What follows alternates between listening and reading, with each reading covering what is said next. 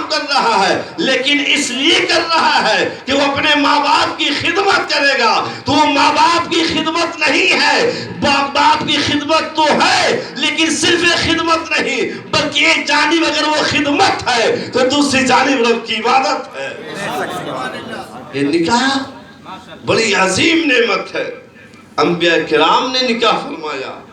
حضرت عائشہ صدیقہ رضی اللہ عنہ ایک مرتبہ اللہ کے رسول نے فرمایا، دیکھیے دنیا میں ماں باپ کا رشتہ بہت عظیم رشتہ ہے، دادا دادی کا رشتہ بہت بڑا رشتہ ہے، نانا نانی کا رشتہ بہت بڑا رشتہ ہے، بھائی بہن کا رشتہ بہت عظیم رشتہ ہے، لیکن کائنات کا جو سب سے بڑا رشتہ ہے، جو کائنات کا سب سے پہلا رشتہ ہے، وہ میاں بیوی کا رشتہ ہے، وہ شوہر اور بیوی کا رشتہ ہے، وہ جناب آدم اور جناب حوا کا رشتہ ہے۔ یہ وہ رشتہ ہے جو زمین پہ نہیں بلکہ آسمان کی بلندی پہ قائم ہوا تھا۔ یہ وہ رشتہ ہے جو جنت میں حضرت آدم علیہ السلام اور حضرت حوا کے مابین ہوا تھا۔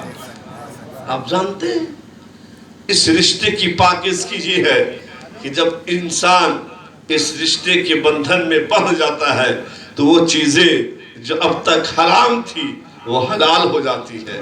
اللہ کے رسول فرماتے ہیں کہ جب قیامت میں جنتیوں کی صفیں لگے گی، جب جنتیوں کی لائن لگے گی، جب جنتیوں کی قطاریں سجیں گی تو میں اس بات پہ فخر کروں گا کہ جنت میں جانے والے جتنے بھی افراد ہیں ان افراد میں سب سے زیادہ تعداد کسی اور نبی کے ماننے والوں کی نہ ہوگی بلکہ سب سے زیادہ تعداد مجھے میرا کلمہ پڑھنے والے لوگوں کی ہوگی۔ تو ہم اور آپ اپنے نبی سے محبت کرتے ہیں اور یہ نکاح اللہ کے رسول کا بتایا ہوا پسندیدہ عمل ہے۔ اللہ کے رسول نے فرمایا کہ جب بندہ نکاح کر لیتا ہے تو گویا اس کا ایمان مکمل ہو جاتا ہے۔ نماز تو پہلے بھی پڑھتے تھے عمران صاحب، لیکن جب نکاح کے بعد پڑھیں گے تو ثواب میں اضافہ ہو جائے گا۔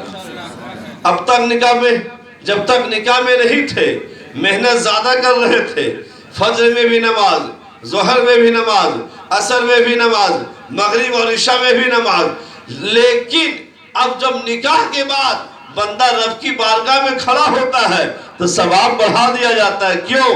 اس لیے کہ ذمہ داری بڑھ گئی ہے پھر بھی نماز پڑھ رہا ہے، کام بڑھ گیا ہے پھر بھی نماز پڑھ رہا ہے۔